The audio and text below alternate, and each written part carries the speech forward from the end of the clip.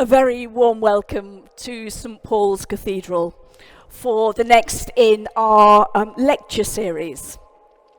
My name is Paula Gooder and I'm Canon Chancellor here at St Paul's, which means that I look after theology and learning that takes place within the cathedral.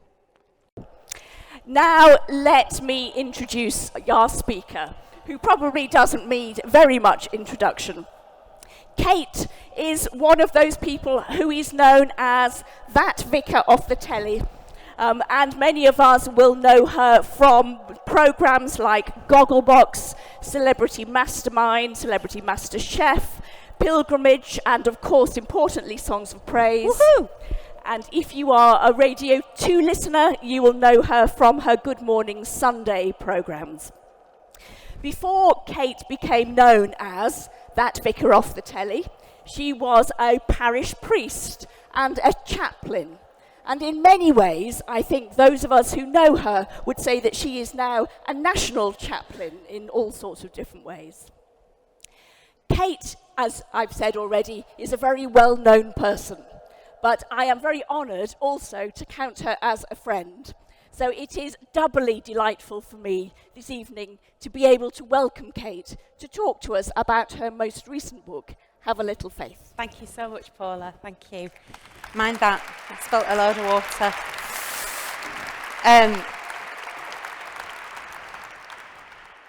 Thank you so much. I had a little explosion with some water just there, so do be careful, don't slip. That vicar off the telly who isn't Richard Coles.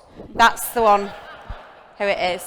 It's really funny actually, because sometimes what happens is I'll get a phone call asking me to go on to Radio 4 and comment on a Marla documentary or something.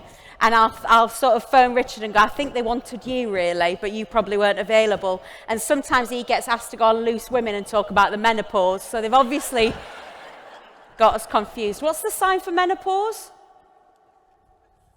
What's the sign for menopause? Oh, great. Good to know. So I'm the Reverend Kate Bottley. I never meant... Oh, just a minute, I'm having a photo taken. Just a sec.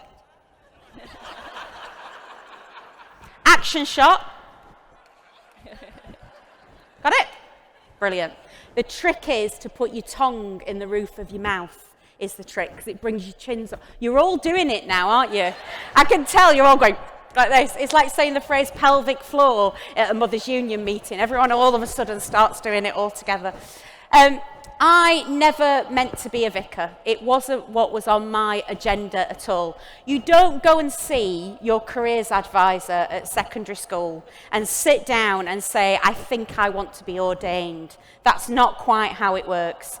And I'm always very suspicious of anyone who says that they want to be a vicar when they grow up. It's a little bit like being a politician. If you want to do it, you're probably not the best person for the job. That's how that works. So I grew up in a solidly working class family in Sheffield. Was that a cheer for Sheffield over there? Excellent. Woo, woo.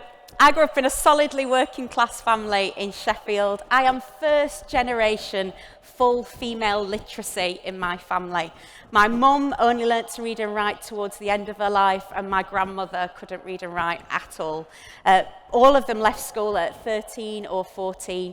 And in those days, what happened was the school opened their doors and the factories opened their doors, and one went from one to the other. So it's a great shock and surprise to me that I had enough words in me to write a whole book. It wasn't quite what I was expecting. I wasn't brought up in a religious family at all, really. We were christened as babies, me and my brother, but we never, ever went to church. We didn't even go at Christmas or Easter or anything like that. We were christened as babies because you get the babby done, was what would happen. Get that babby done. And we were taken along, christened as babies, and my mum, my grandma, would not allow my mum back in the house until she'd been churched. So my mum had to be churched before she was allowed back in the house. She had to go to church, and she had to take had the baby christened, and then she would be allowed back in my grandmother's house. So there was very much a folk religion thing around my family. So we weren't particularly religious, but we would always light a candle if we did go into a church, that sort of thing. And I think coming from a not really religious background has stood me in really good stead being a parish priest. It means that sometimes I don't understand all the nuances and all the in jokes and in sentences and old boys club and all that sort of stuff that goes on in the Church of England. I'm just not part of it. Did you know, by the way, that the number of buttons you have on your cassock says something about your theology and what you believe in? It's crazy, right? I just presumed when people said to me, which college did you go to? They wanted to know which college I went to. Apparently that's not the case. When someone asks which college you went to, they're trying to work out what theology you've got and where you sit on the line of belief and whether you're one of their sort of people or not. I just presumed they just wanted to know which college I went to, but that's me. About age 14, 15, I was at secondary school, and we were in sets for things like maths and English and so on. And I was put in a set all on my own without my friends that I'd come up from primary school with. So I'm in this set in school, in my secondary school, and I'm trying to make friends, is what I'm trying to do. And there was a lovely girl there called Katie. And Katie went to church. She was one of the nice girls. She went to church. She'd always got clean fingernails, always really well turned out, Marks and Spencer's. She looked lovely. And I started hanging out with Katie and some of her friends, and we would sit and have our sandwiches together in the quad at school. Now, quad makes my school sound posher than it was. It was just a patch of grass where we had our sandwiches. So I would sit on the quad with Katie, eating my sandwiches, and one day, this boy crossed the quad. And I said to my friend, Katie, "Who's he?" And she said, "He's the vicar's son." And I thought, I'm going to start going to church, I think. I only went for a snog and I came away with a dog collar. It wasn't really what I had in mind. It was a classic flirt to convert situation, as they say. We've been married for 26 years this May, so it all worked out rather well. I love it when you get a clap for how long you've been married for. I think that's all the married people clapping, going, "Oh, well done, well done." Some mornings you have to choose to love each other, eh? That's how that works. So yeah, Graham and I got together, and I remember very clearly a moment that I went from not believing in God to believing in God. I remember it really clearly. Now, for lots of people, their journey into faith is a gradual thing. You know, perhaps they were taken to church and they sort of get to a point where they kind of make a decision for themselves. But for me, it was an absolute moment when what happened was I'd started going to church and I'd started going to the Christian Union at school, and somebody said to me in school, "So then, do you believe in God or what?" And I went, "Oh, yeah, I do." And it was in that moment that I came to a realization of believing. Now, it was always like faith was a coat in my wardrobe that I didn't really wear very often. That's what it felt like. And so I talk about it felt like I stepped into my faith, like it was something that was always sort of there in the background, but I'd never really tried it on and worn it out. Does that make sense? So when people say to me, "When did you become a Christian?" Well, I sort of always was, really. It was just I'd not stepped into my faith. And I think for lots of people, faith is just something that's sort of there in the background, but not something that you perhaps wear out very often. Does that make sense? So I went off to train to be an RE teacher, much to the horror of my mum and dad. Because my mum and dad started going around the family and saying, Katie's got religion. Like it might be the worst thing ever, right? I remember my mum pulling me to one side because she thought I'd joined a cult. And I had to reassure her that it was just the Church of England and it was probably going to be all right. But yeah, telling my family that I'd found faith was a really hard conversation because they were very worried that I was going to go and become a nun or something. Of course, I ended up being a priest, so, you know, it kind of went the way they thought, really. But yeah, it was a really big shock because our family are not particularly religious. I come from a big working class Yorkshire family. If I tell you that I am known as the quiet one in my family, that should give you some idea of what they're all like. I have lots of aunties, my Auntie Mary, my Auntie Shirley, my Auntie June, my Auntie Anne. Some of them are my real aunties, and some are just people that my mum knows from Tupperware parties that we call auntie. You might have aunties like that. My mum and dad met on the Parson Cross estate in Sheffield, very working class estate. And my dad tells a wonderful story of when he first met my mum, that he went calling in his suit with his DA at the back, you know, with his teddy boy suit on and his DA. If you don't know what a DA is, look at somebody who's nodding at me. His haircut at the back. And he went calling on my mum. And he knocked on the door. My mum's one of 7. And so he went, so they're all at the window looking out like that. 2-bedroomed house, 7 kids, all at the window like that. And he went calling on my mum, and he remembers it clearly because he knocked on the door and he stood there waiting for her, and he heard this voice behind him going, "I won't be a minute." And he turned round and she was on the outside loo with the door open and her knickers round her ankles. And he says, "That's the moment I knew she was the woman for me." So they met and fell in love, and my mum was one of 7, my dad was one of 3, very working class family on the Parson Cross estate. And Graham and I met and fell in love, and I went away to train to be a teacher. In 1993, I started at Trinity and All Saints College in Leeds, a Roman Catholic college. I didn't know it was Roman Catholic till I got there. And like I said, I'm not from a religious family, so I had no idea about all these different denominations and nuances. I just went there because I liked the course. And when I got there on the first day and there was a big crucifix in every classroom, I thought, what's going on here then? So I went along to Mass. So I'd been going to an evangelical church, Graham's dad's church, where he was vicar. That's where I carried on going to church until I went to university. And I went from a charismatic evangelical church to a Roman Catholic Mass, right? And this has been a theme throughout my ministry. I don't mind whether I'm crossing myself or putting my hand in air. I'm not really bothered. If I think God's in it, I'm happy. So I started going to Mass instead because it's not far to walk, you see, because the college was on site. So I just went there. And that's been one of the great gifts of my life, has been that I don't really mind what sort of version of the club I go to. I don't really mind. I'll sort of turn me on to anything, I guess. And I don't really understand all those kind of, you know, when people don't look for their own flavour. So when people say, "Oh, I don't like the worship at that church," I sort of get confused by that, because for me, you're not going to be entertained, you're going for something else that sort of transcends whether you like it or not. That's not necessarily what it's about. So I trained to be a secondary school teacher. I absolutely loved being a secondary school teacher. I taught RE, and I taught RE in Ecclesfield School in Sheffield. I taught at Ewlands School in Sheffield, and I taught at Chaucer School in Sheffield. Rough, really rough, all right? State schools, RE. And I went to teach RE because my theory was everybody likes their PE and drama teacher. Nobody likes their RE teacher, do they?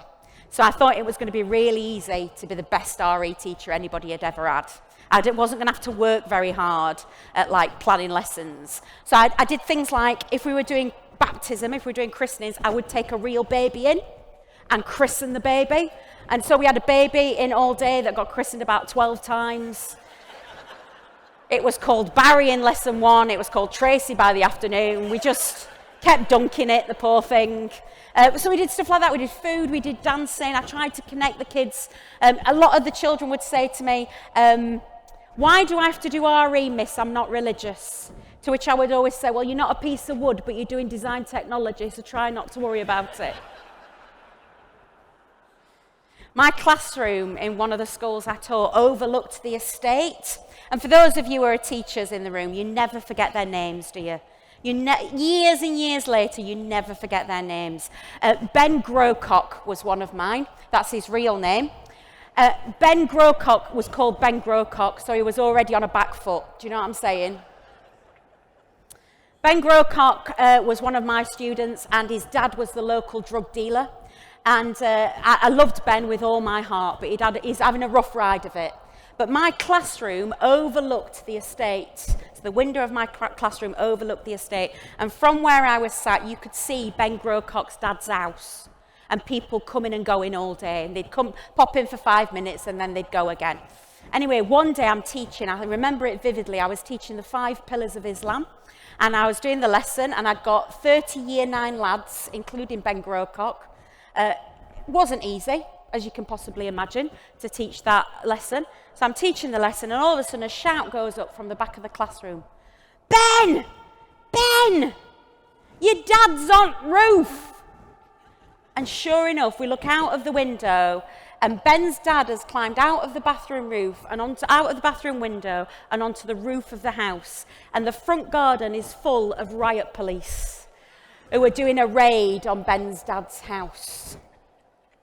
Ben's dad, God love him, spent the whole day sat on the roof. It's very difficult to teach when there's a drugs police raid going on outside your classroom. Very, very difficult to teach anything at all. Eventually, Ben's dad came down off the roof and he got carted off, and we saw him about 16 weeks later. So he'd obviously been inside for a little stint, and he came back, and he was going to be he got community service. And the job they'd given him was the crossing patrol officer, the lollipop man outside school. He was the best lollipop man we'd ever had. Nobody was not stopping for him. Everybody was stopping. Everybody was stopping. Otherwise, they were going to get that lollipop through the back window and no drugs for the weekend. So everybody was going to do as they were told. Ben also, when we were having building work done at the school, one of the workmen left his keys in the JCB while he went for his sandwiches. And Ben decided that that was too good an opportunity to miss and decided to drive the JCB around the school car park for the rest of the day.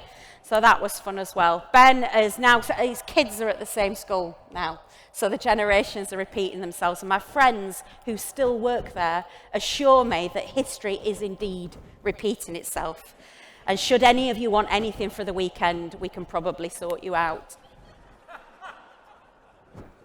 Ben also once offered, I was trying to sell my car, I was trying to sell a Citroen Saxo at the time, and Ben said, well, just leave the keys in it, miss, we'll make sure it disappears. And he would offer to torch your car for the insurance for you. That was his little side hobby, only 20 quid, absolute bargain. I didn't take him up on it, just in case you worried. So RE teaching was an absolute joy and delight. I loved it, and I loved engaging people with stories that they didn't already know. Lots of these kids had no background at all in anything to do with faith, anything to do with church or anything like that. So I loved to tell them stories and to get them interested. They particularly loved the stories of the saints, was what they really enjoyed. Lots of gore and blood and martyrdom always went down really well. So we did lots of that sort of stuff. Then I had my babies. I had Ruby, who's now 22, and I had lovely Arthur, who's 20. And when I was having the kids, I had a little break from being a teacher, from being in the classroom. And I had a lot of time on my hands. And if you haven't worked it out, I'm not very good at being bored. I'm not very good at that. It's my greatest fear. Snakes, heights, all that sort of stuff. I'm a celeb would be fine, but I couldn't handle the boredom, would be what would get me. So I'm not very good at being bored, so I volunteered to be church warden at my local church, all right? I was the world's worst church warden. If you don't know what a church warden does, it's a lot of fire extinguishers, a lot of lead on top of roofs, a lot of locking and unlocking, a lot of chairs and tables and all that sort of stuff. A lot of detail things, not really my bag at all. What I actually really wanted to do was to do the job of helping with communion and helping hand the cup out and the bread out. And that's what I really wanted to do. And being church warden meant that you could help with that. So that's what I really liked. I knew I wasn't cut out for church warden when one of the fire extinguisher people that come to check the fire extinguishers came to check the fire extinguishers, and we ended up going to the pub for lunch together.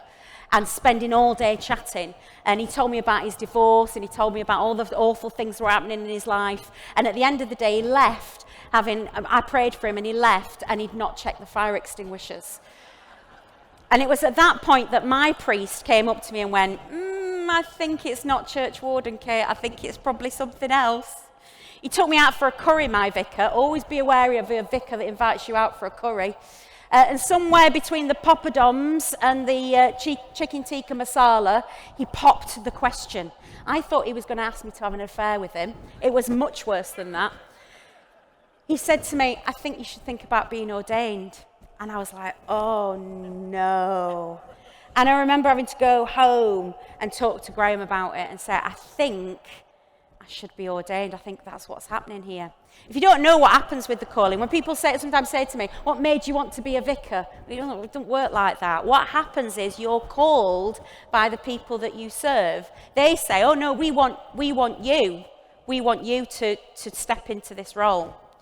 So I went to selection, as they called it back then. I went through the selection process, which I can only describe as the weirdest experience of my life, I think.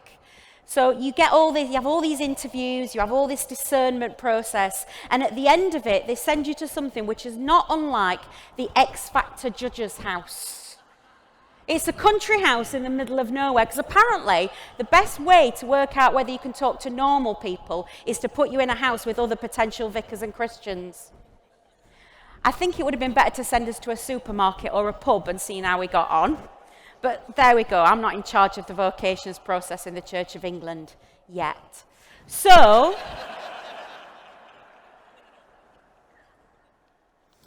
I remember vividly the moment I got the phone call from Bishop Cyril, it was. We used to call him Bishop Squirrel when he wasn't listening. Bishop Cyril phoned me to tell me that I'd got through the selection process and I could go away and train to be a vicar. And it was a wonderful moment of grounding from God, because you kind of get this lofty idea that you're going to wear a dog collar for a living and, people are going to listen to you, you're going to be a respected member of your community. And I was in the toilets at the park with a toddler who was potty training and another child, so a 4-year-old and a 2-year-old and if you've ever been in toilets in public parks, they're not glamorous places, are they? So as Bishop Cyril phoned me, and my phone going in my pocket, I tucked it under my ear, and I was sort of like, and hello, is that Kate? Because that's how bishops talk. Hello, is that Kate? And I said, yes it is, who's this? And he said, it's Bishop Cyril here. And I said, hello Bishop, yep, just a minute. No, darling, don't touch it with your fingers. So it is a really grounding and glamorous moment, deeply spiritual. And I like to think that sort of set the tone for kind of my ministry, really. So I went off to vicar school, I went to St John's, Nottingham. It might not surprise you to know that I didn't fit in quite as everybody was lovely. People were very kind to me and absolutely delightful and joyous. But I was going to be locked away in lecture rooms with Christians for 2 years. It's not, no offence to the Christians in the house, it's not my idea of a good time, all right?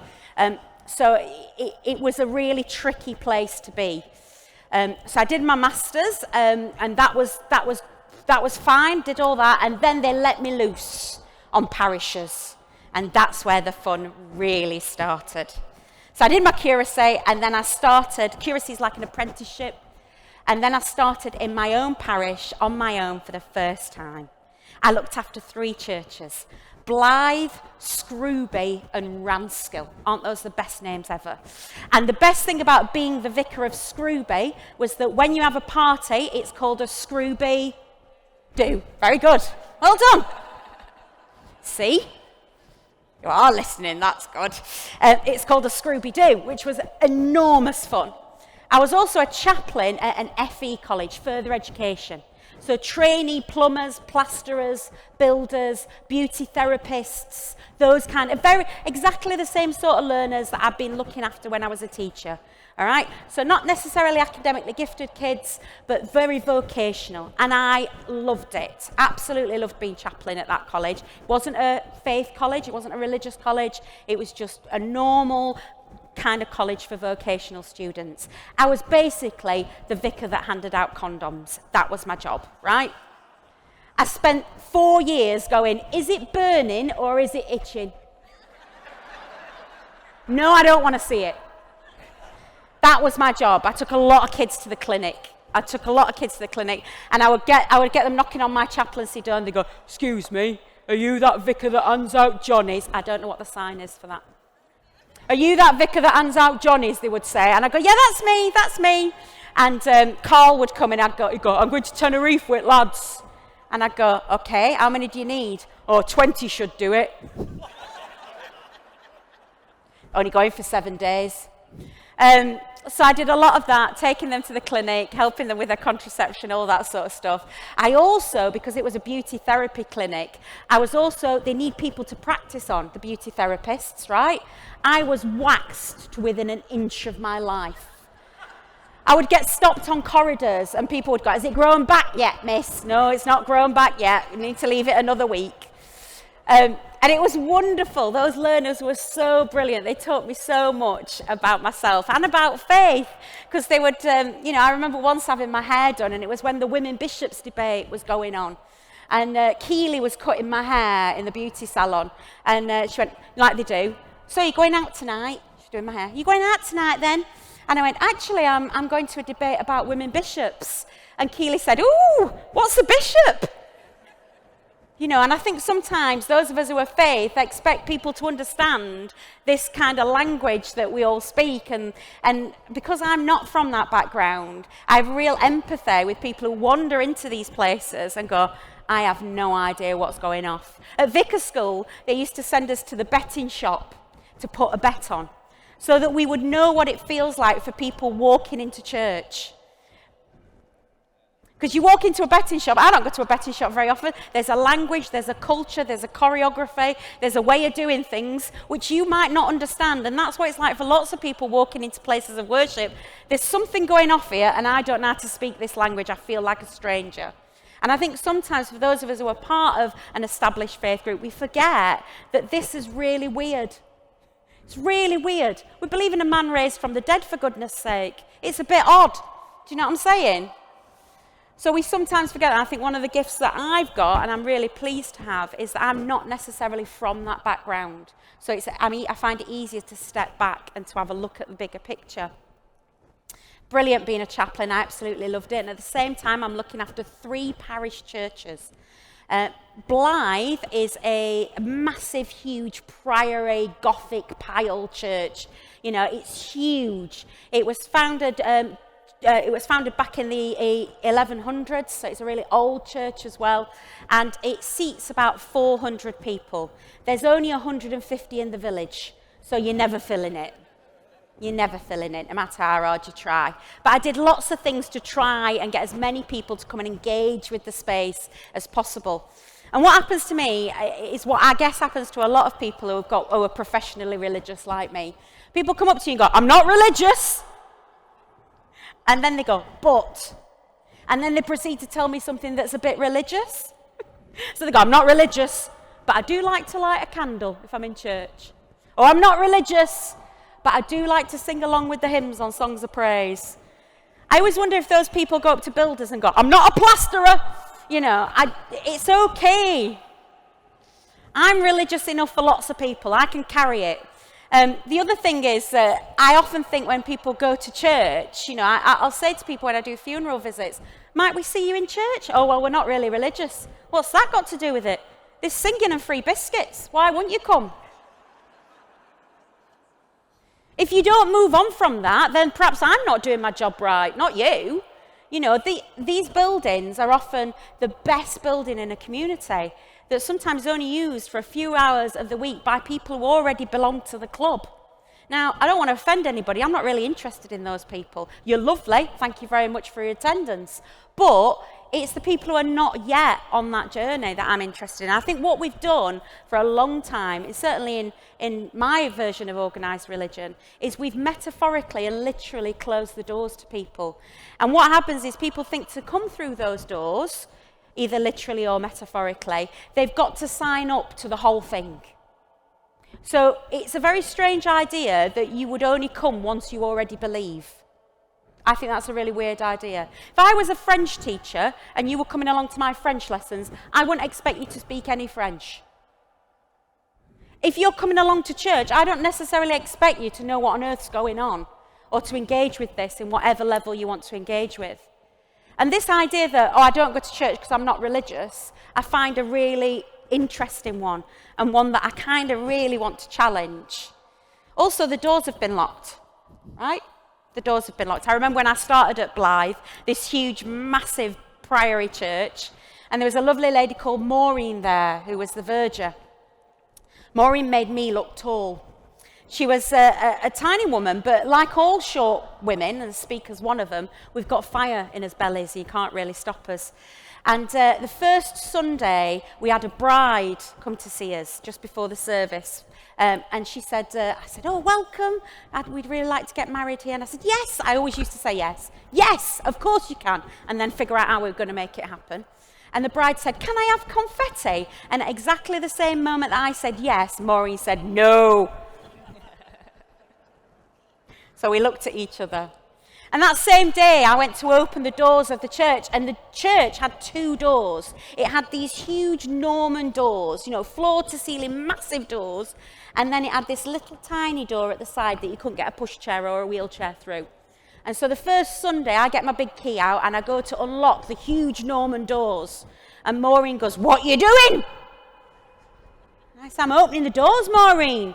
And she says, you only go through those doors when you're dead. And I said, not anymore, Maureen, not anymore. We're going to open these doors. Maureen had the good grace to resign a week later. God rest her. I was really grateful that she resigned, actually. She came to see me for a cup of tea at the vicarage, and she said to me, I don't think there's room for both of us. And she had the good grace, rather than argue with me every Sunday for the next 5 years or so, she said, I think I'll leave you to it. I'm going to be your biggest supporter, and I will cheer you on and shout for you, but I don't think you and me working this closely together is going to work. So I was eternally grateful. I am eternally grateful to Maureen for resigning. I was there when she died, actually. It was, I didn't do it. It wasn't me. I got a phone call from her sons to say that she was in hospital and she wasn't expected to live. And would I come and sit with her? Of course, that's one of the great privileges of what I do. One of the chapters in the book that I'm most proud of is the chapter on death and dying, and thinking about that. And I encourage you not just to think about your funerals, but also to think about your death and how you might like that to be. Whether you'd like music playing, ideally where you'd like it to happen, all that sort of stuff. I've killed more people than I'd care to admit, to be honest with you. I have a knack of going into rooms and going, you can go if you want, and they just go, all right? So don't worry if I say it to you tonight when you're leaving. You can go if you want, we've finished. You'll probably all wake up tomorrow, so let's not worry too much about that. I went to see Maureen when she was in the last moments of her life, and it was a real privilege to be with her. I remember I was sat at the bed and I was reading the Psalms to her, and I thought she was unconscious. But EastEnders was on full blast in the corner, and I thought I better turn that. It doesn't seem quite right, so I'll just turn it off. And I was reading the Psalms, and I turned off EastEnders, and she opened one eye and went, "I was watching that." Put it back on. And what was wonderful, when I went to see Maureen, I went a few times to see her, and when I went to see Maureen, I got to the hospital, and as I walked into the hospital, there was a man in the foyer of the hospital, and he went, "Kate!" like that, and I didn't recognise him. It happens to me a lot. "Kate!" like that, and he went, she's here, and I thought, I don't know what this is, and he grabbed my hand, and he dragged me through the hospital, and I was trying to work out what was going on, and he dragged me into the maternity ward, and there was and it was a couple that had married a few years before, and there was their newborn baby daughter called Charlotte, absolutely gorgeous baby. Will you bless her, will you bless her? Another one of those couples that were not really religious, but we'd like to get married in church. Will you bless her, will you bless her? Because it's those kind of moments, isn't it? Births, deaths, marriages, those kind of big life moments when we scrabble about and try and find that scrap of faith that might be in there. And that, for me, that faith is as valid as, as people who stand in that pulpit and talk. It's as valid as anything. It's not about quantity. It's not about quantity. Somebody much wiser than me with a beard and sandals, nice Jewish lad, loved his mother, said, faith of a mustard seed is what he talked about, and I think that's really true. So I was in the maternity unit, and there was a bottle of Prosecco on the bedside table, so we popped that, and I did the business with the Prosecco. And then I went upstairs and anointed Maureen as well, and there was a great parallel in that. And I think we're all trying to navigate what this journey is about, right? We're all trying to find out what it's about. And I want to give permission. My aim through my ministry and through the book that I've written is to say, it's all right, You don't need to be professionally religious. You don't need to believe all of it all the time right now. I bury very little coffins sometimes. On days like that, it's very hard to have faith. It's a really difficult day to believe in things. But we find our faith, and sometimes it's the tiny scraps of what we believe. But it grows and it develops. And you don't need to have all the answers all the time straight away. How are we doing? Doing good. 5 minutes. 5 minutes, great. So that's what the book's all about. And I had the great privilege recently of being in the room when my own mum died. And it is a privilege to be in those rooms. For those of you who've been in those spaces, it's a great privilege to be there. One of the last things that I got to do was I got to get the iPad working for my mum so she could watch Songs of Praise. And I put Songs of Praise on in the hospital room. And I said, oh, look, Mum, it's one of my episodes. And she went, I prefer it when it's Alid. Like only a mother could. And I was able to be there when she went, and it was she had a really good death. A good death is entirely possible. My friend Jean had a really good death too. One of the great challenges of being a parish priest is every now and again you have to bury your friends, and that's always a tricky thing. Jean was a huge woman of faith. She had faith that I will never have. And we got on like a house on fire, even though we were very different. Politically very different, socially very different. She was a farmer. I'm from a steel city, I'm from an industrial town. In fact, Jean, when I first moved in, used to leave pheasants on my doorstep as a little gift, because, they'd shot them and stuff. And any other job, a dead animal on your doorstep is a death threat. In rural Vickering, it's a welcome to the neighbourhood. Jean was an amazing woman. She had a Formula One Silverstone, that's right, isn't it? Silverstone experience for her 80th birthday. So she was my kind of woman. She used to like to go fly fishing. And she was dying. She was diagnosed with pancreatic cancer, and she knew she was dying. She was in the hospice, and she invited me along. And she said, I'm really worried about you doing my funeral. I said, why is that, Jean? She said, well, we're friends, aren't we? So how are you going to do it? Are you going to be able to hold it together? Jean, I'm a professional. You underestimate me. I can do this. I'm going to be really professional.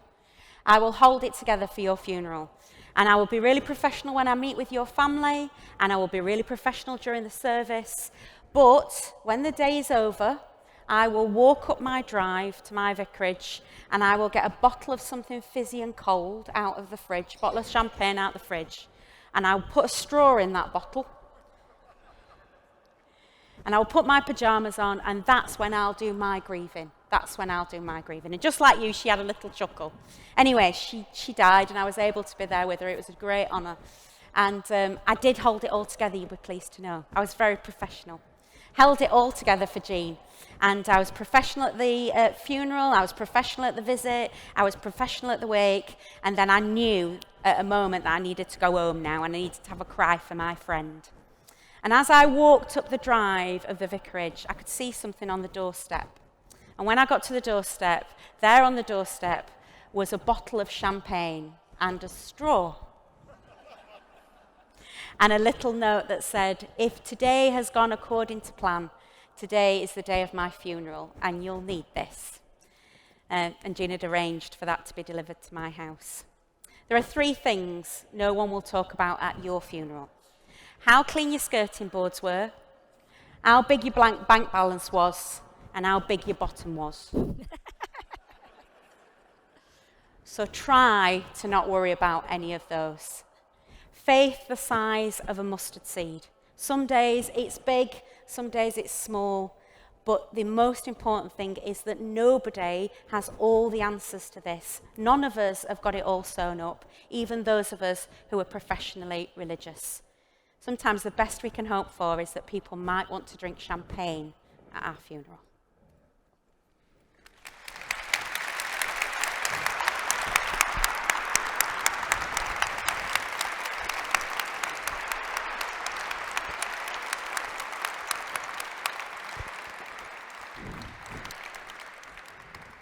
So a reminder to you that if you want to ask Kate a question and you're not a Twitter kind of person, write it on the back of your programme, wave your arm in the air, and our fabulous colleagues will come and collect it from you. Christine here is ready to collect it from you if you're ready to ask a question. But I get to ask you the first question. What fun! I'll ask you nice ones, honestly. Thanks. You mentioned the beardy man with the sandals. Yes, he's a nice chap. Generally goes with the name of Jesus. Yes, that's him. What does Jesus mean to you? I think one of the real kind of key moments for me was sitting in that chapel at Trinity and All Saints in the Roman Catholic chapel, and I'd not really seen crucifixes before. As I said, I've been in a charismatic evangelical church, so the crosses didn't really have Jesus on. Bill Bryson tells a wonderful story about a girl going into a jewellery shop to buy a cross, and the person behind the counter goes, "Do you want a plain one or one with a little man on it?"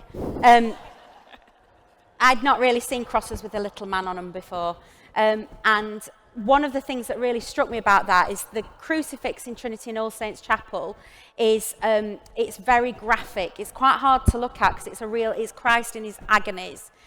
And I was struck by the humanity of Jesus in that. And for me, that's key to understanding who Jesus was. It's his humanity. You know, I don't know if you've been watching the Pilgrimage programme recently, but Spencer Matthews is on that. Now, bearing in mind that Spencer Matthews, if you don't know who he is, he's a reality TV personality person.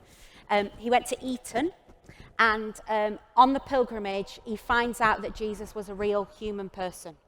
He did not know that. Bearing in mind he went to Eton, right? He did not know that Jesus was an actual human being that lived, and there is evidence to prove that. Whether he was the Son of God, whether he is the Messiah is up for debate, right? But the fact that he was a human being is true. You're nodding, aren't you? Good, because you're a clever one. So, the humanity of Jesus is really key to me understanding. And the working class narrative in that is really key and important to me as well. And the idea that, at Easter I was reflecting on that he was killed by the tools of his trade was one of the things that, because there's always new stuff to learn, right? That's what's amazing. So one of the things for me about Jesus is his working class nature as well. So the humanity and the working class stuff. And have you ever thought about just jacking it all in, saying it's not worth the effort? Yep. This morning, 10 minutes ago, in the vestry before I came out. Yes, all the time. I think there's somehow this presumption that if you are professionally religious, that you believe it all every single minute of every single day. That's an absolute fib. Doubt is really healthy, and questioning is really healthy. And I am prepared to be wrong. I'm prepared for this to all be wrong.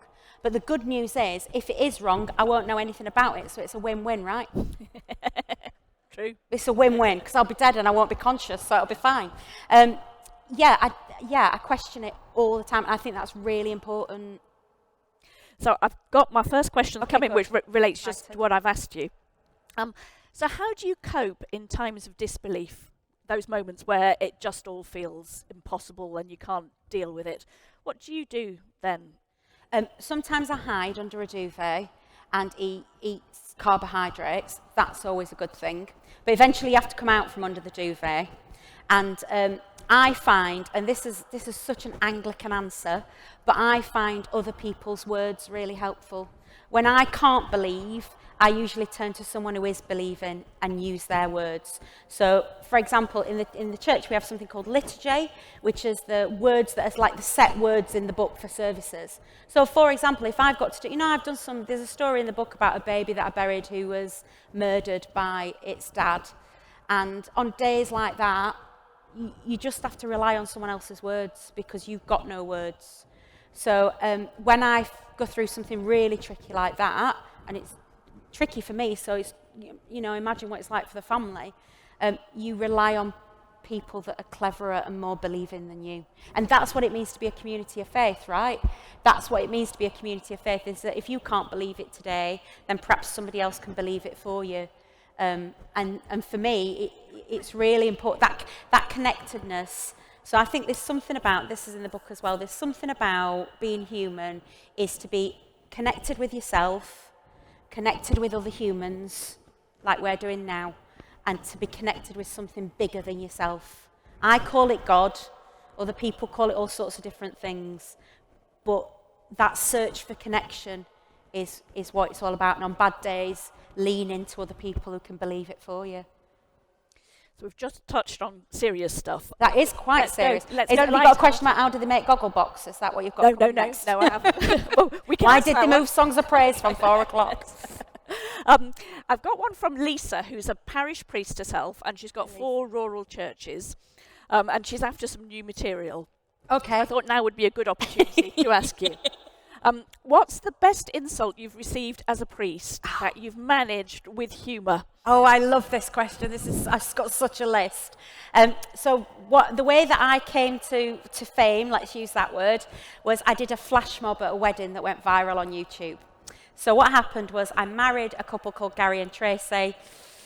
The music went, everybody dance now. I start dancing, they start dancing, the whole congregation started dancing. It got put on YouTube, it got 10 million hits on YouTube.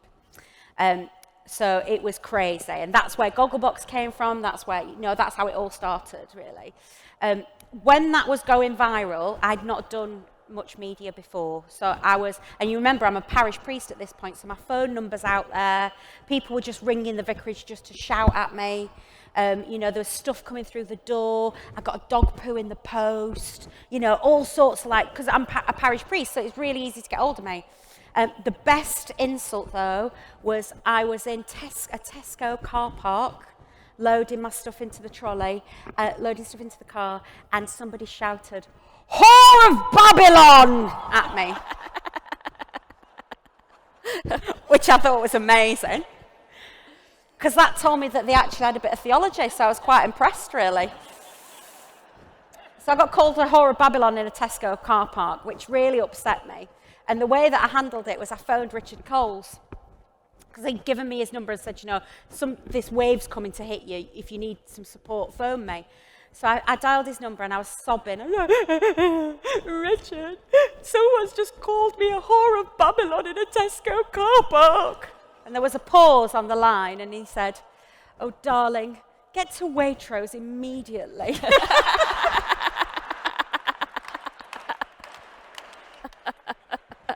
So that's how I handle it. I also have my top 10 insults. Oh, I love this game. Let's play this game. And then Christians are the worst, right? Yeah. So then what happens is when somebody insults you, I distract myself by going, yeah, but should that be at number 4 or number 5 of my top 10? And then I forget to be cross about it, which is, I find quite a useful technique. My standard response is, thank you for your feedback, every blessing. That's my standard response. Thank you for your feedback. Yours with every blessing, the Reverend Canon Kate Bottley, and then I put all the letters after my name that I've got, including some made-up ones. So you've talked a bit about the church and being ordained, and do you think you've found your place in the church? I almost on a daily basis want to leave it. But it's a bit like that uncle that you have to invite on Christmas Day that you don't 100% agree with, but you have to invite him, sort of thing, It's a funny place, the church, but nothing ever changed by leaving, I don't think. But it does get close every now and again, particularly on the stuff about sexuality, particularly on the stuff about women, I find really tricky. But I consider what I do, and if you've not worked it out, I am an egotistical maniac and a desperate show-off, right? I love it. Okay, this is my idea of a really good day out. You know, this is great. One-on-one, no thank you. This, marvellous, love it. It fills me with joy and happiness to be in front of an audience. I love it so much. I consider this as much of a vocation as being a parish priest. It is a parish. It's just a really weird one. It's just a very unusual pulpit and a very weird parish. I still have all the same things. You know, on the train coming down, I still ended up talking to someone and praying with somebody. You know, and it will all be over. The media is really fickle. I shouldn't say this too loud because my agent sat in the audience, but just put your fingers in your ears, Tracy and Anna, just a minute. It'll all be over one day. The phone will stop ringing one day, right? And I will have to go, well, that was fun, right? I just hope that whatever's next feels as much a part of my calling and vocation as this does right now. I am having an absolute blast. It's so much fun. And I loved being a parish priest, and I loved being a teacher, and I loved being a chaplain, and I loved being that vicar off the telly. It's great. And yeah, I just hope that whatever my vocation takes me next is just as Kate-shaped. Because that's the thing. I remember the night before I got ordained, I remember thinking, this is it, it's done. Because everybody had told me all the way through the discernment process, not everybody, but some people had told me through the discernment process and through college, oh, you won't be allowed to do that when you're a vicar. You won't be allowed to say that when you're a vicar. You won't be allowed to wear that when you're a vicar.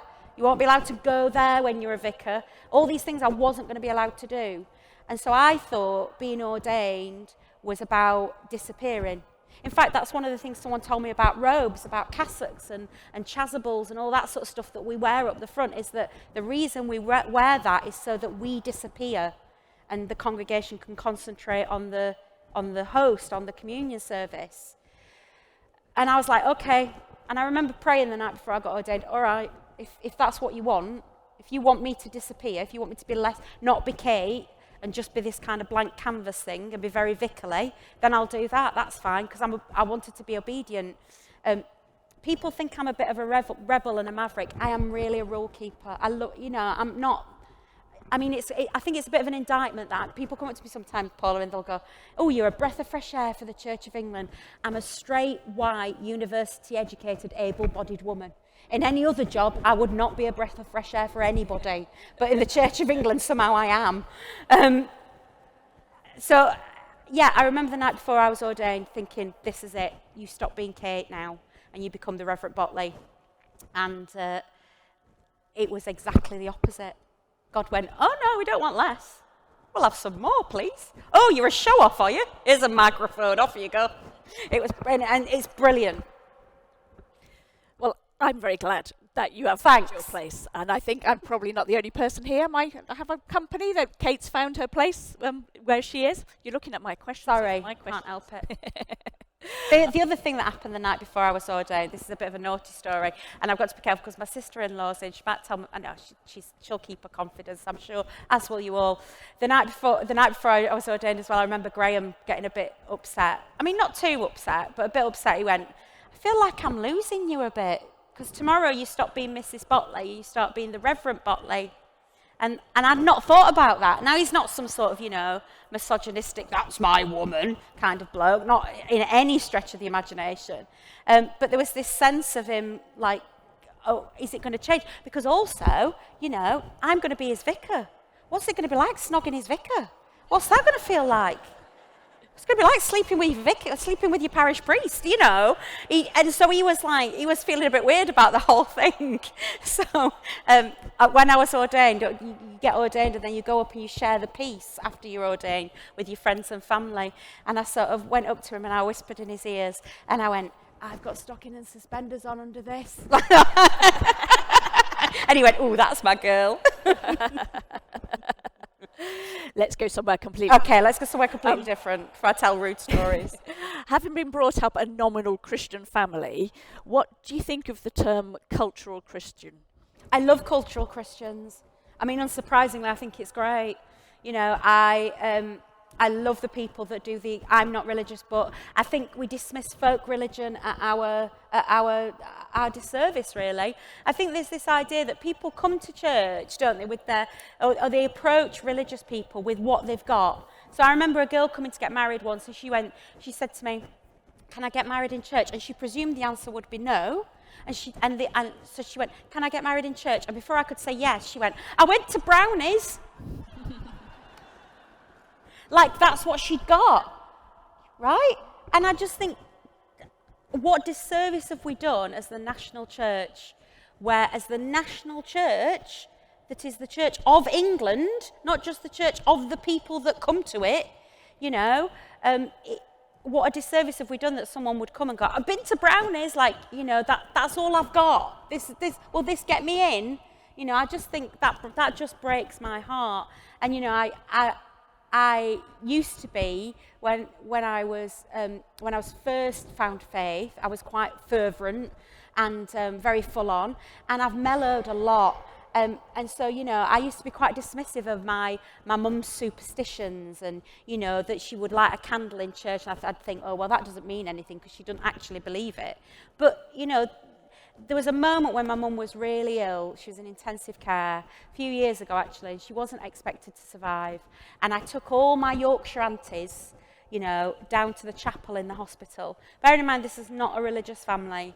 We all went to the chapel. I said, "Oh, I'm going to go and pray." And I was quite pious in those days. I went, "I'm going to pray," sort of thing. And we all went down to the hospital chapel. And I thought, oh, I'm the Christian here. I'm the Christian. I've got the words. I'll do the praying, right? And we sat round in a circle, all my aunties, my Auntie Mary, my Auntie Shirley, and all these people. And I wanted to pray for my mum. Now, I knew that I couldn't pray for her to get better, because if she didn't get better, then what would that look like to these non-Christians that God hadn't healed her? So I couldn't pray. So if I prayed, "Please make my mum better," and she didn't, then they wouldn't become Christians, you see. But I can't pray for my mum to not get better either. So what am I going to do? So I did an Anglican fudge, as a good Anglican fudge, like you do. So the prayer I prayed was, "Dear Lord, if it is your will, heal Margaret either in this world or the next." You see, covered the bases. I said amen, all my aunties said amen, all my non-Christian aunties said amen. And my Auntie Mary went, "I'm not being funny, Katie, but what the bleeding hell was that?" So, "What do you mean, Auntie Mary?" She said, "I'll pray." So I thought, oh, crikey, Jesus, you're in for it now.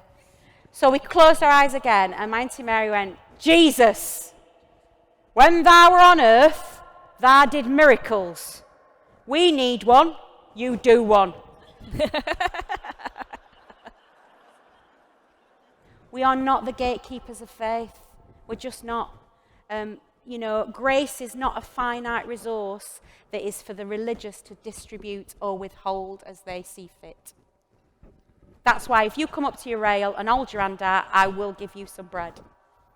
You know, and a number of christenings I've done where they come up to the rail and they go like that, and they go, and I go, "Body of Christ," and they go, "Thank you," like that, because they don't know the words. And then I'm clearing up at the end, and they've all took the wafers under the seats, and I have to go around and going like, all off.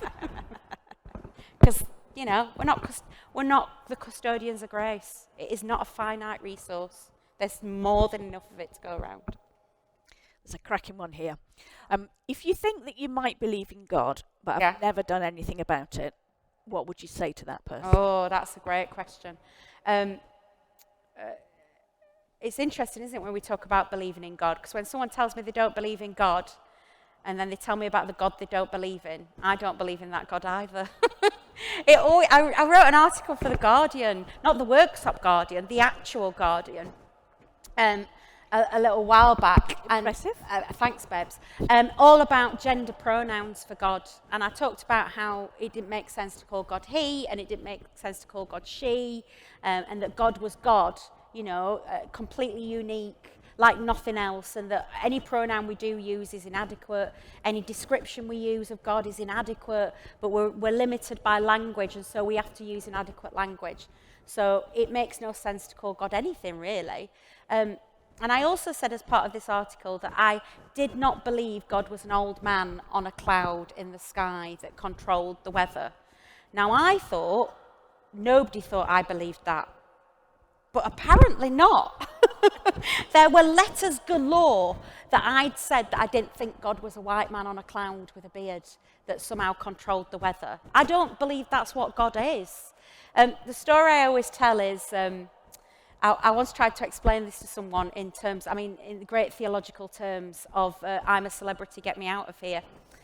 So when you're an I'm a celebrity, get me out of here, they eat like kangaroos, unmentionables, don't they?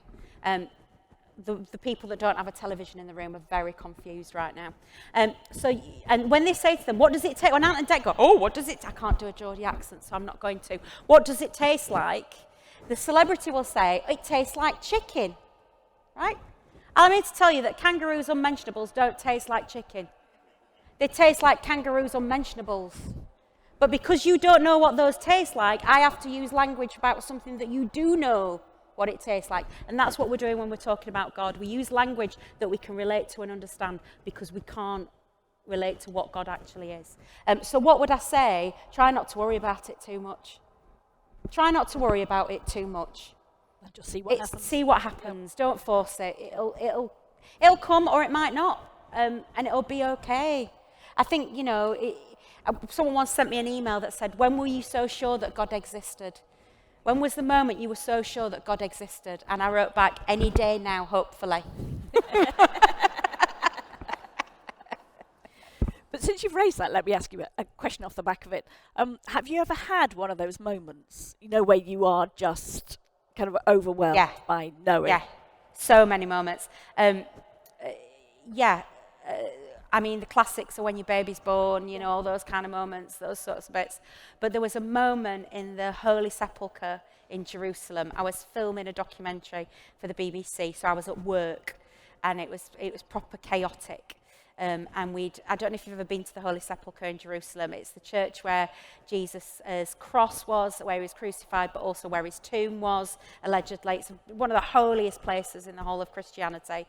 And it's also a place where there's lots of arguments between all the different sections. Like the Greek Orthodox have it on a Monday, and the Ethiopian church have it on a Tuesday, and they all argue. And they have to have a Muslim look after the key because they can't agree who's going to be the key holder. There's a ladder outside the Church of the Holy Sepulchre that nobody knows why that ladder's there. Somebody put a ladder up one day to do some repairs like 300 years ago, and then someone tried to take it down and it caused a riot because that ladder's always... And it's that kind of... So the ladder stays because it will cause a civil war within the church if they take it down.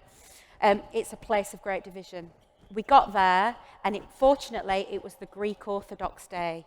Now, I've been to theological college. I can do a bit of Greek.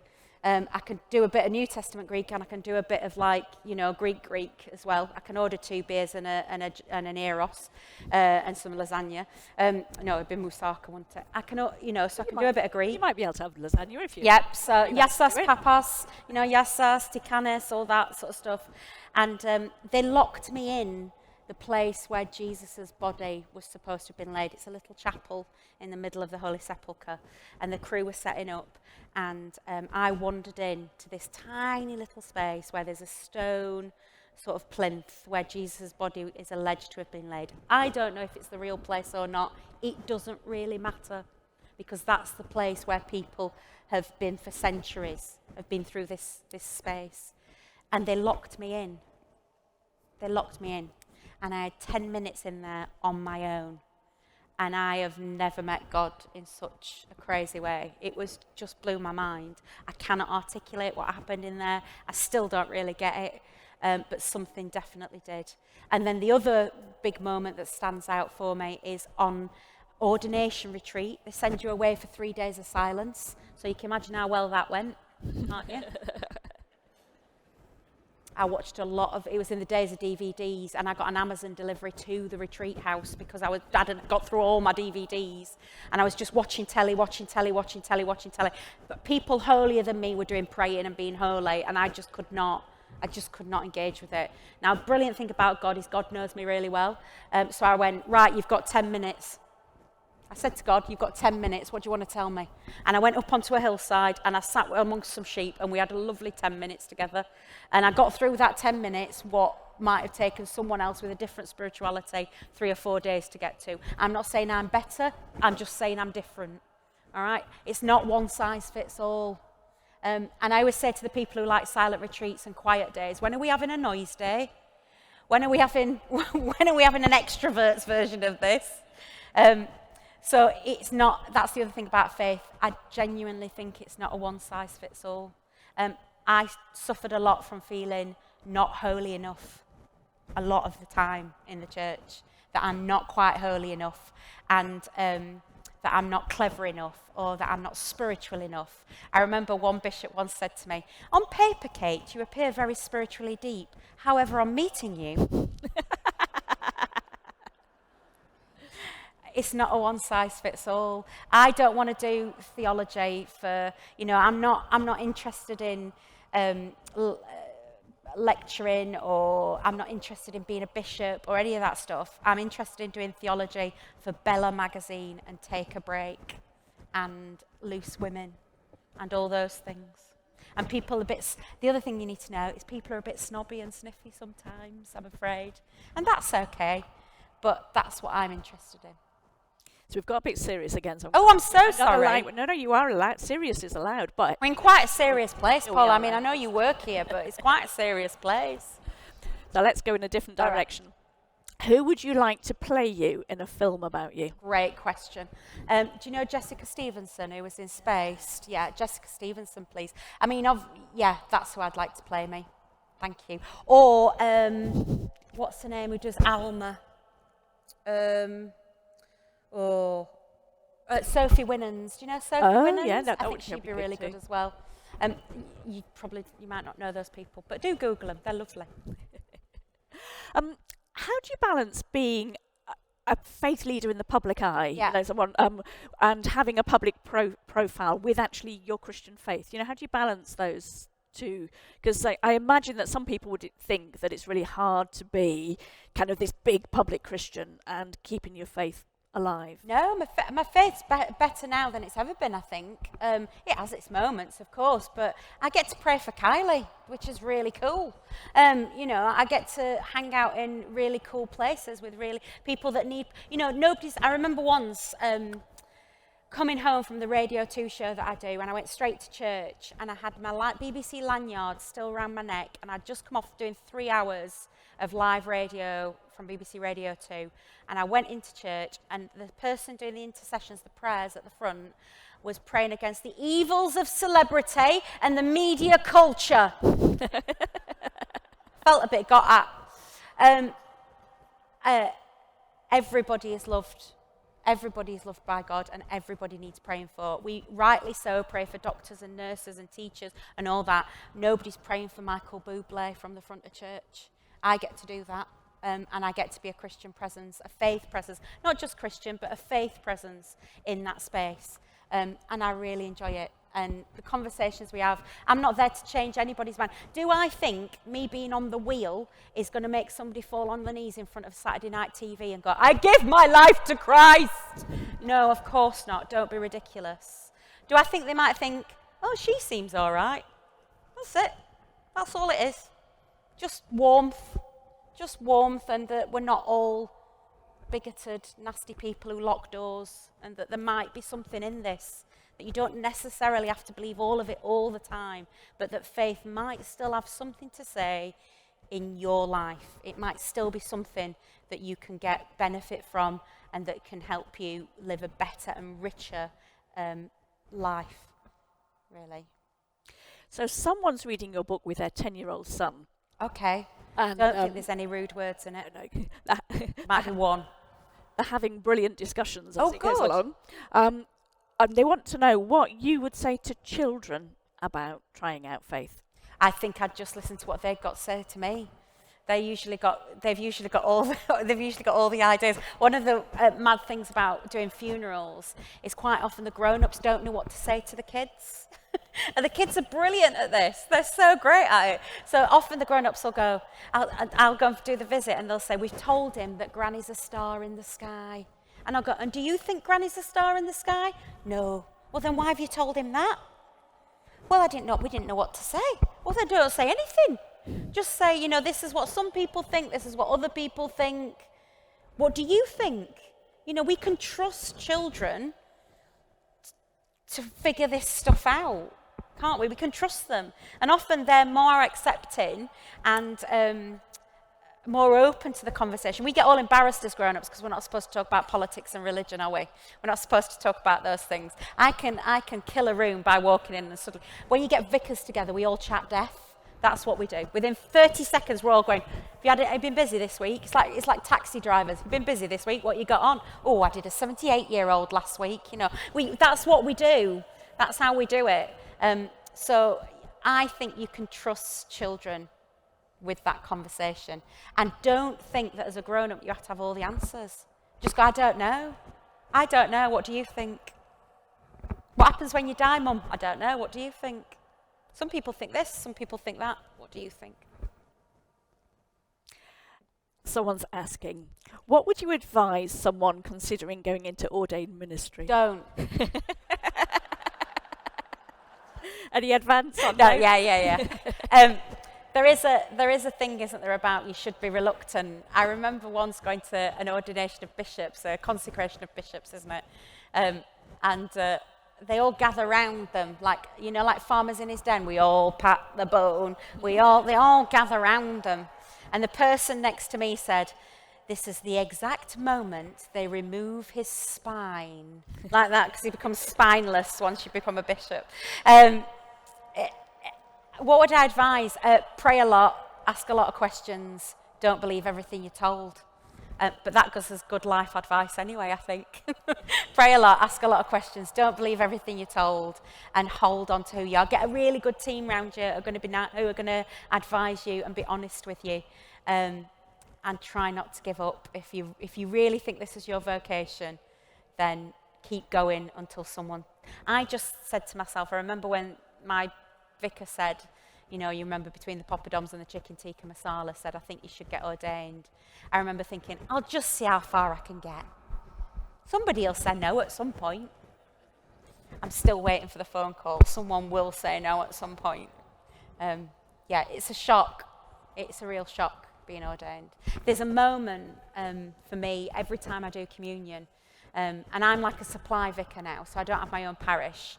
I sort of just pop up when people are off or ill. Sometimes they don't know I'm coming, which is a lot of fun. They don't know it's going to be me. And so they sit there and you can see people trying to work it out thinking, I know her from somewhere. Where do I know her from? Happens on train as well. And there's a moment when I do communion, and it happens to me every single time, that I hold up the host and I do the prayer of consecration, and then I hold up the chalice.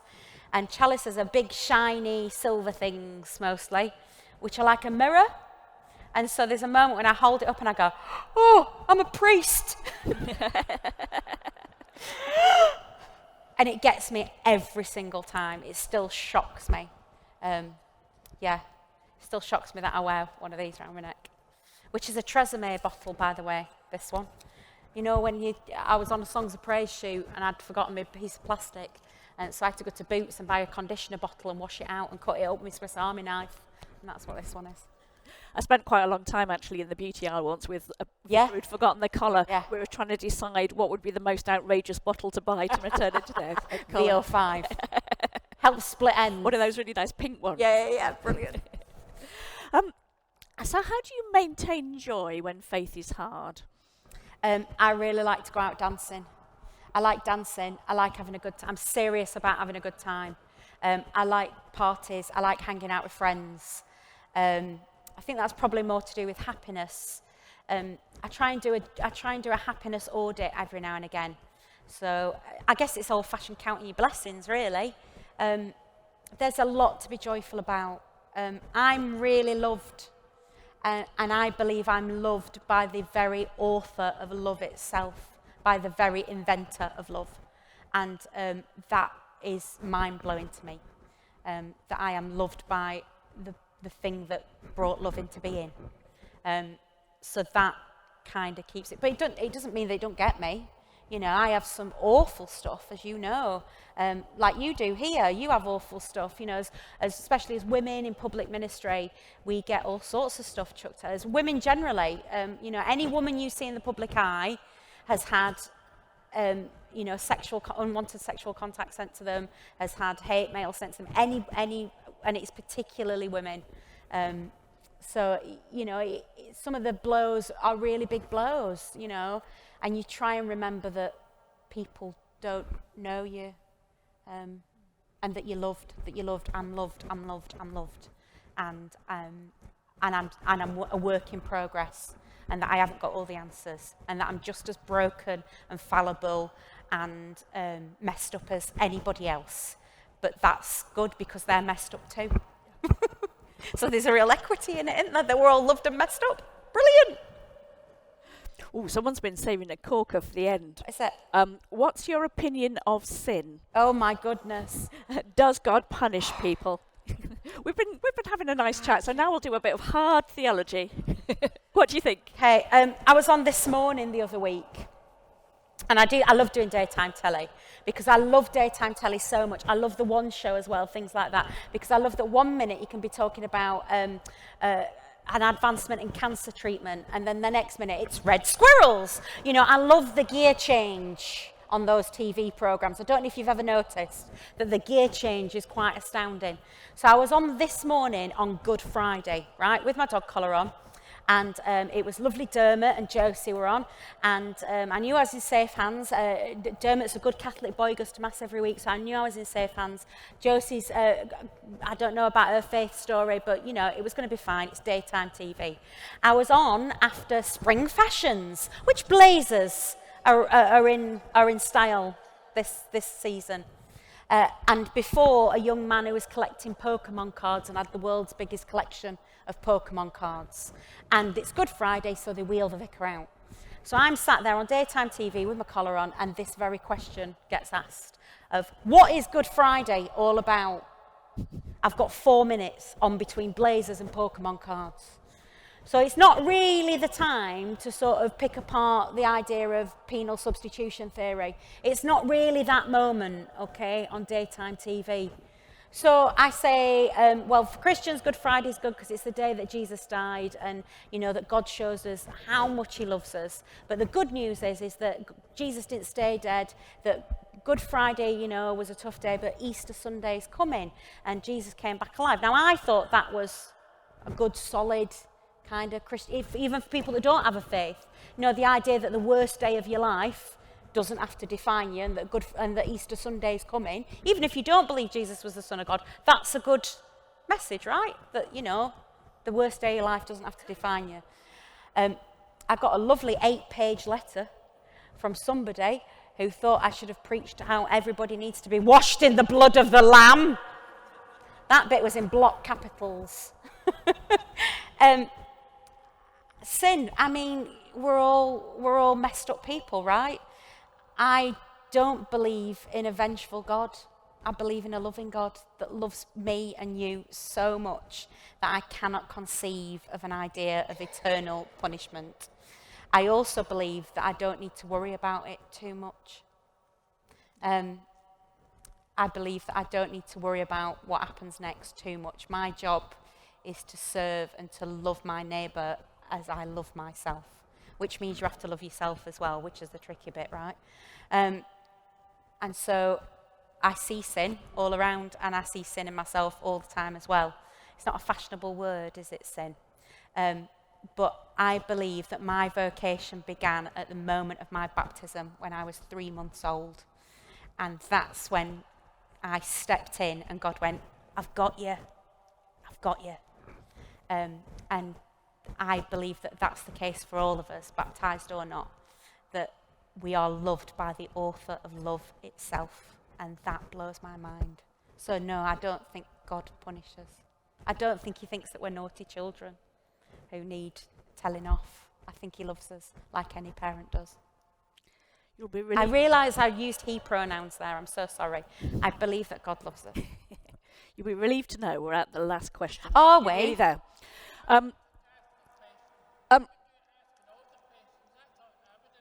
Well, Write them down. They've gone through. They need to, can someone collect the question from this gentleman on the front row, and then we'll see. Well, so let me ask. Sorry, it's not the last question. Oh, it's not. Second but last question. Once this gentleman's question's been collected, is faith something that you just have, just faith full stop? Can you quantify it as having a little bit of faith? Is there a lot of faith? Is there, I think it's a really quite clever question. That's a clever question, because the book is called Have a Little Faith. Yeah. Is there such a thing as a little faith? Such a good question. I don't think quantity matters in this context. I actually don't think that faith is a quantifiable thing. You might have to help me out with this one. What do you think? Absolutely. I think it's like an over the line, you have faith, you don't have faith. It's not. I don't think there's a teeny weeny bit of faith and a massive amount of faith. I think so. Faith for me is recognizing that God loves us, and one of the things that I like in the New Testament is it talks about believing in faith, same kind of idea, that you believe into Jesus. So it's not that you have this kind of, do you believe 1, 2, 3, 4, 5, 6, 7. I believe 2, so I've only got a little bit. Actually, it's, do you believe in the person who loves you? Step over the line. So no, I don't think there is such a thing as a little. It's not like the I Spy books that you had when you were a kid. Yeah. You know the I Spy books that you had when you were a kid on a long journey where you had to see the things and tick it off. I don't think it's like that. I do think that it is available to everybody, and I think faith looks like different things to different people as well. I don't think it's a one size fits all. So now it's the last question from the gentleman on the front row. Are your husband and children churchgoers? Oh, this is a great question. It's a great question. Great question. I married the vicar's son. And yes, my children and my husband do go to church. My daughter at the moment she's just moved in with her boyfriend in Sheffield, which we really like him. But his family are atheists. So it's not just that he's not from a church family, like they don't do church at all. And his first meeting of like us was at Ruby and Arthur's confirmation. God love him. So he came along to the cathedral. He was absolutely terrified, but he joined in, and I watched him crossing himself like this, which was really fun. We had a lot of fun, and he was really welcome. And he's really sort of like, no, this is important to you and your family, so I really want to support it, and I really want to support Ruby. But she phoned me up the other day, and I phoned her rather, and she wasn't in. And I thought, where is she? And I phoned her back. I said, where were you this morning? She went, Mum, it's Sunday. I was at church. And I did like a little cry. Because you bring them up in the faith. I never expected it to stick. Do you know what I mean? I never expected it to stick. I hoped it would. But they find the faith themselves. And Arthur's an altar boy at our local church, which he loves. My son's autistic, and our son's autistic. And it's great. They're really inclusive. And those are the best churches, right? Where the family is together and it takes all sorts. Graham's still a bit of a God botherer. So that's good, isn't it? Yes, so they do. The answer is yes, they do still all go to church. Thank you for your question. Glad we got it in at the end. Me too. Kate, it's been an absolute joy talking to you, listening to you Paula. this evening.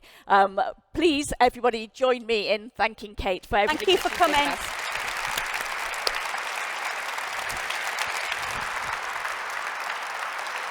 I don't have a final thought. I think I'm done. And just finally, thank you to our book staff, and thank you to our technical staff and to everybody who's worked here. And thank you to our signers as well. Thank you very much. And a reminder to you that you can buy Kate's book over there. You can get it signed over there. Thank you so much for joining us. Do join us again for another event. Good night. Oh, yes, you do lots of events, don't you? Yeah, you do. They do lots of these kind of things, so come.